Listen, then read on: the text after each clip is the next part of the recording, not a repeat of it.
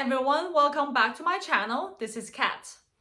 So as you know, I got my PhD from the United States, but actually before my grad school, I did do an exchange program with a university in Boston. And in that case, I came to the United States with a J1 exchange visitor visa. Later did I know that I was restricted to have a 2-year home country service to be able to later come to United States to apply for a green card or any, kind of status that you want to fully immigrate to United States. If your long-term plan is not to immigrate to United States and want to go back to home country to get a job or settle down, that's fine.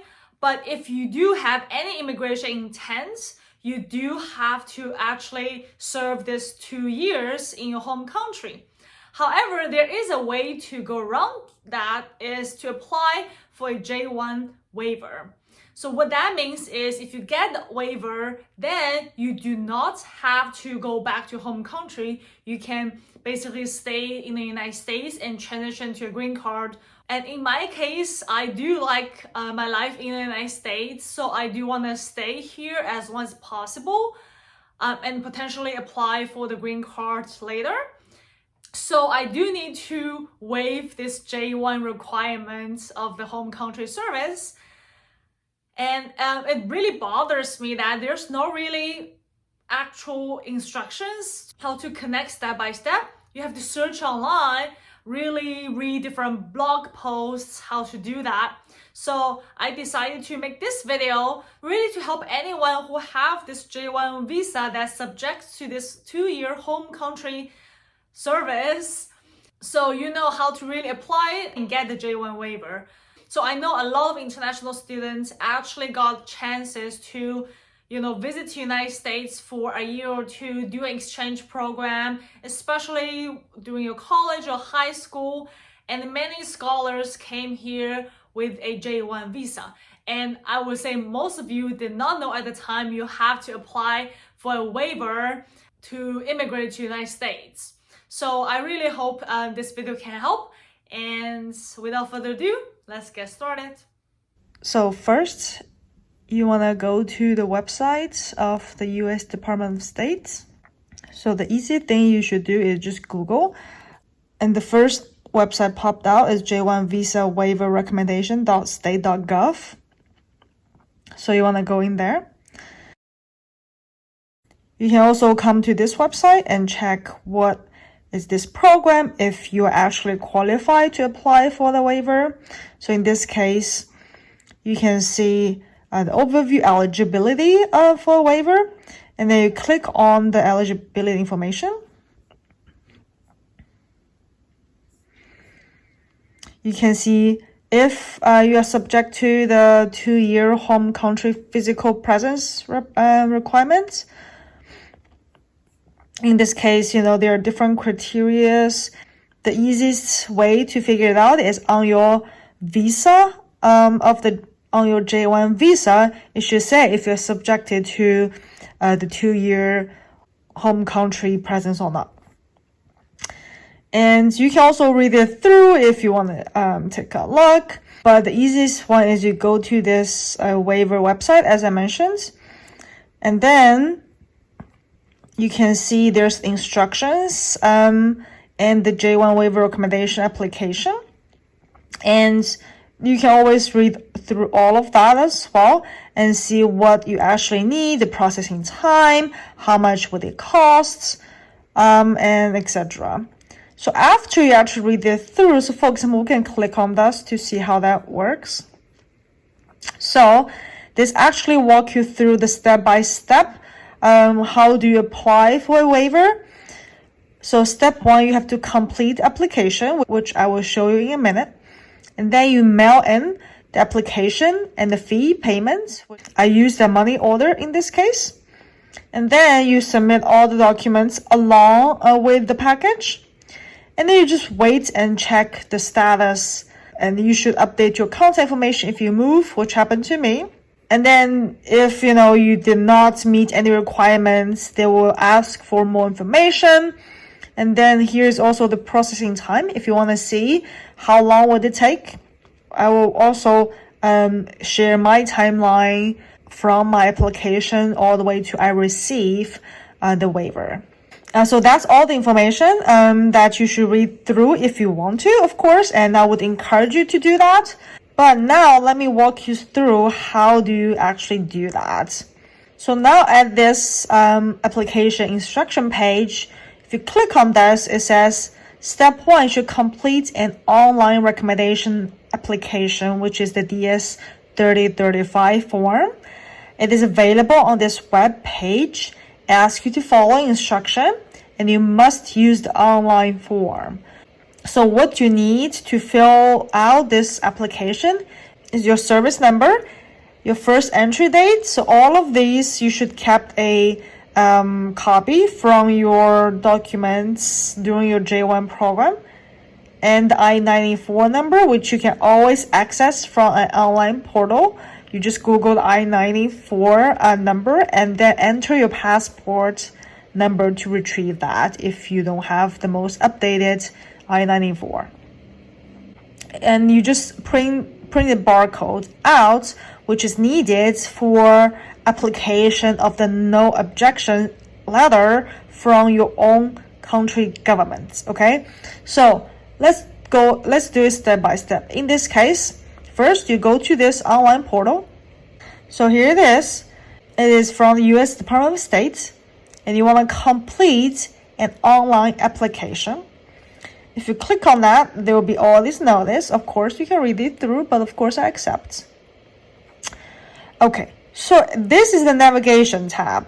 It will teach you what everything means. It's very intuitive. It feels like an old system, but it's no-brainer to operate on this. Great. So this also again tells you the process, and you want to make sure you have all the following documents ready to fill in this application. So passport, or the DS 2019, and if applicable, this G28, I don't know what that means because I don't have that. And if you have the J2 dependents, either your spouse or your children during your J1 stay in the United States, that does not apply to me, so I skip this as well. And your I-94, which I just said, you can access that online. And this alien registration A number, which I also don't have that, so I just need my passport, DS 2019, and I-94.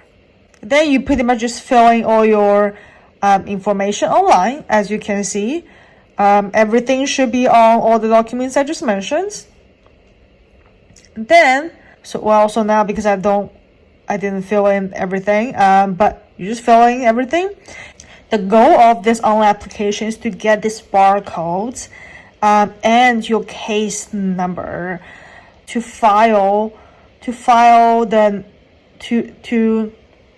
request the no objection statements from your country governments. So for Chinese, I used this website to request my no objection letter, and you pretty much just again use your passport information, and I think put a statement in why you wanna waive your J1 home country service, and then that's it. And you just submit the documents that the system requires. And this is just for Chinese, and no matter where you are from, your home country should have an official website for you to submit the request. And all they need from your J1 application package is the application number and the barcode that I just showed you. So what happens afterwards is the Chinese embassy would submit the no objection statements to the US Department of State. And in my case, I got that in my email. As you can see, it's everything Chinese, but I submit my online application to the Chinese government in August, and they issued in actually October. So it took about 2 months. I mean, it varies by governments. It just might be, there are a lot of Chinese applying for the J1 waiver. It took time. But, basically that varies. So basically what this letter says is, we look at your application and we submit it to the U.S. Department of State's Waiver Review Division on October 29th, 2021. This no objection letter.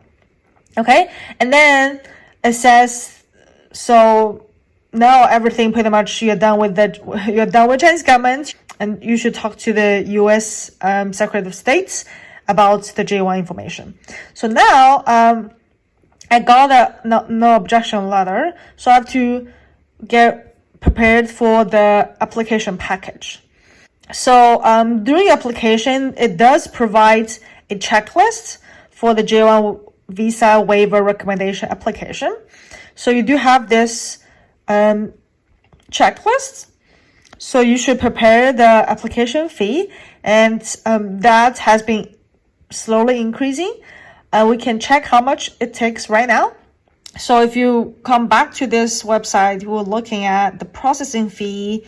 It says for this recommendation of the J1 waiver, it is $120. It is non-refundable. You must submit a check or money order payable to U.S. Department of State. And it should include blah, blah, blah, blah, blah. Well, I would recommend the money order because the check can bounce back and then it can cause different problems. But the money order, basically, it's like a cash. So you kind of just put $120 in the package and that's it. And then you have the barcode page, just like the one I showed you.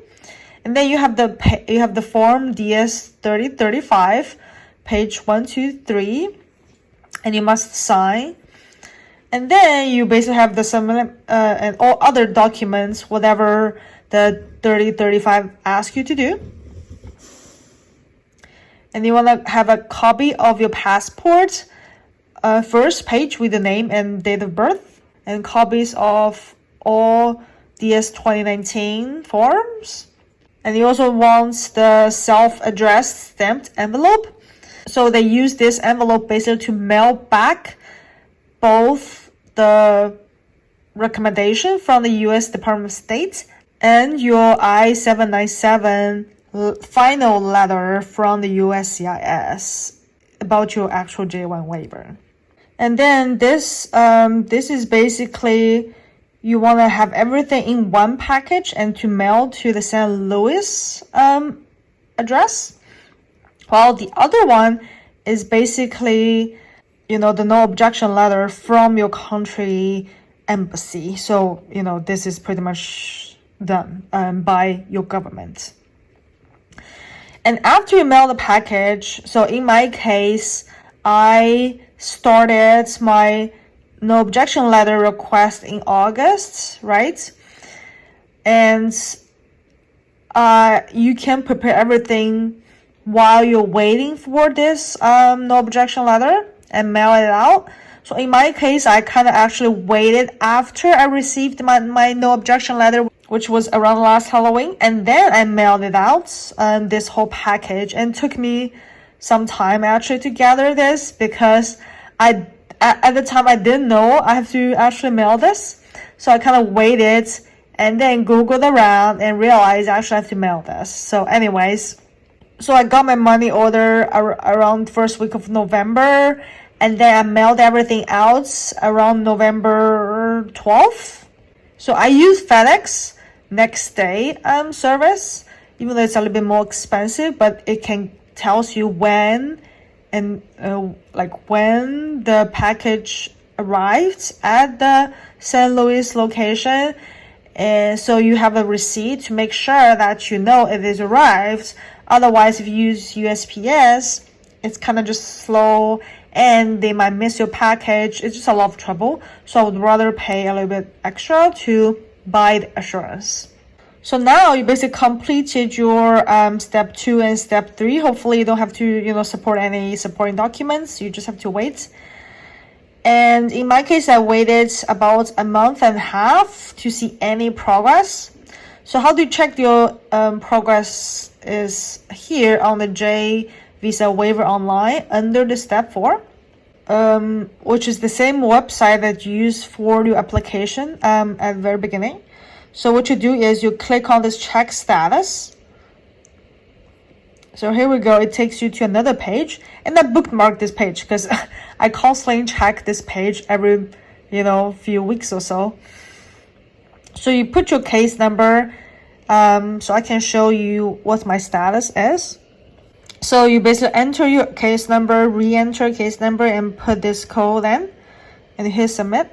And then you can see, actually, I told you I mailed the package out around November 12th, right?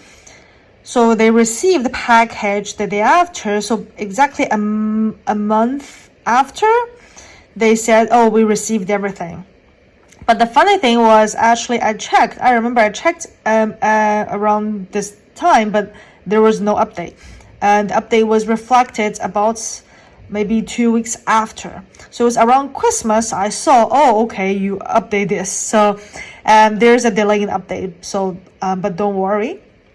So as long as you see everything is received, then you should be good to go. You just wait. And in my case, as you can see, it took them about 5 months, or actually more than 5 months.